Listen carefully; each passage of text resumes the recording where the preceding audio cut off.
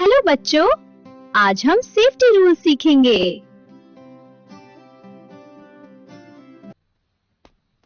Road cross करने से पहले लेफ्ट राइट जरूर देखो।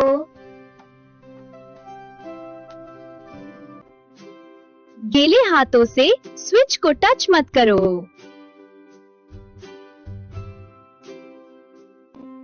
तेज चीजों को हाथ मत लगाओ।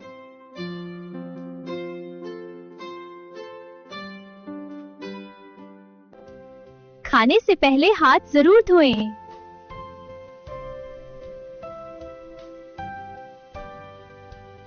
अजनबी लोगों से दूर रहो और जानवरों को तंग मत करो।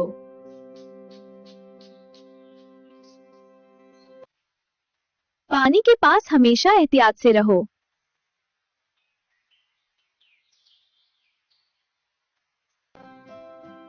सेहतमंद गिज़ा खाओ और तंदुरुस्त रहो। चैनल को सब्सक्राइब करें और सेफ्टी हीरो बनें।